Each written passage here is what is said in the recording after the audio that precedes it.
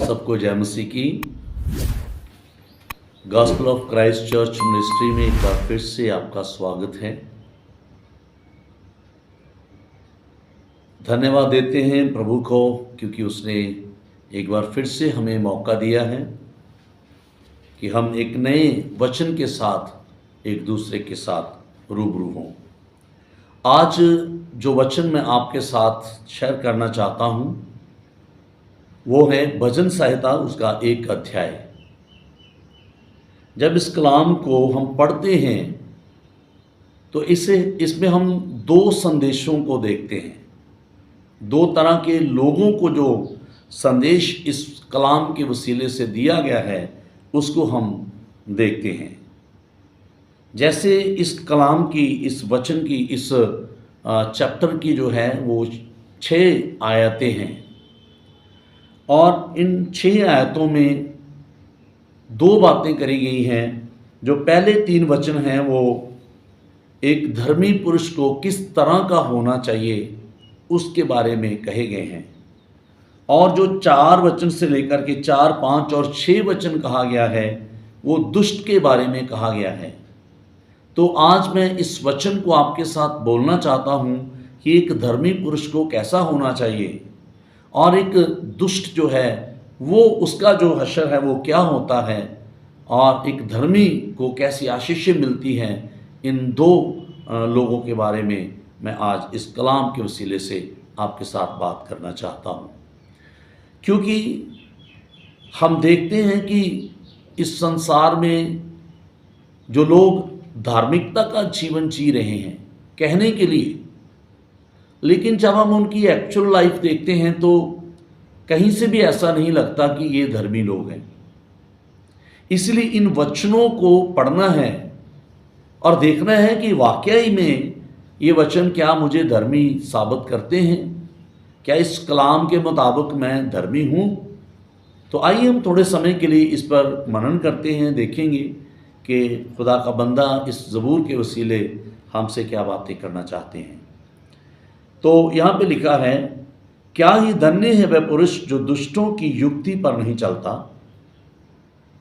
और न पापियों के मार्ग में खड़ा होता है और न ठट्ठा करने वालों की मंडली में बैठता है, परंतु वह तो यहोवा की व्यवस्था ही से प्रसन्न रहता है और उसकी व्यवस्था पर रात दिन ध्यान करता है। वह उस वृक्ष के समान है जो बहती नालियों के किनारे लगाया गया है और अपनी रुत में फलता है, और जिसके पत्ते कभी मुरझाते नहीं। इसलिए जो कुछ वह पुरुष करे वह सफल होता है। परमेश्वर के जनों, ये एक धर्मी पुरुष के बारे में ये कलाम लिखा गया है कि जो व्यक्ति धर्मी है उसकी पहचान क्या है और वह किस तरह से आशीषित होता है। नंबर 1 हम देखते हैं कि वह कहता है कि धर्मी पुरुष जो है वो दुष्टों की युक्ति पर कभी भी नहीं चलता। दुष्ट कितने भी आकर के उसको सलाह दें, उसको बातें करें, वो उनकी बात सुनता ही नहीं, वह उसको कभी नहीं मानता। ये धर्मी की पहचान है। दूसरी बात वो कहता है ना, पापियों के मार्ग में खड़ा रहता है, और जो गुनाह करने वाले लोग हैं उनके साथ तो बिल्कुल ही वो खड़ा ही नहीं होता, उनके साथ वो नहीं जाता है।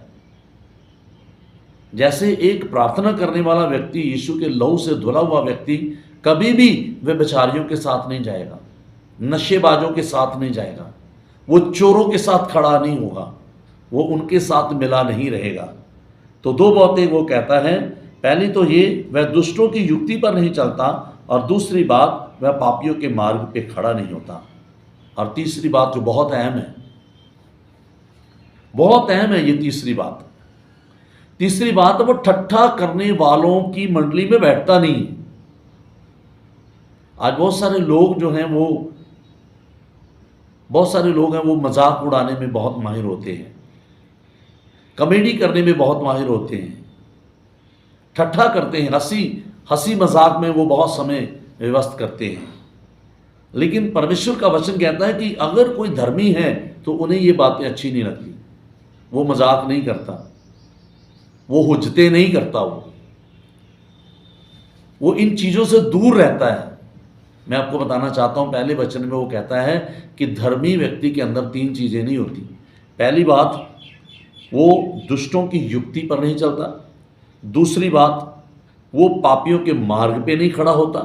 और तीसरी बात, वह ठट्ठा करने वालों को, हंसी मजाक करने वालों के साथ नहीं बना रहता, वो उनसे अलग रहता है। और दूसरा वचन, अगर कोई ऐसा करता है तो दूसरे वचन में वो कहता है, परंतु वह करता क्या है फिर वो, ये 3 चीज़ें वो करता नहीं है। लेकिन अगर वो 3 चीज़ें नहीं करता तो क्या करता है एक धर्मी पुरुष? इन 3 चीज़ों को नहीं करके फिर करता क्या है? वो कहता है वह यहोवा की व्यवस्था से प्रसन्न रहता है। बस उसको एक ही चीज़ से प्यार है कि खुदावंद के हुक्मों को मानना, खुदावंद की इच्छा को पूरा करना, उसकी व्यवस्था पर ध्यान देना।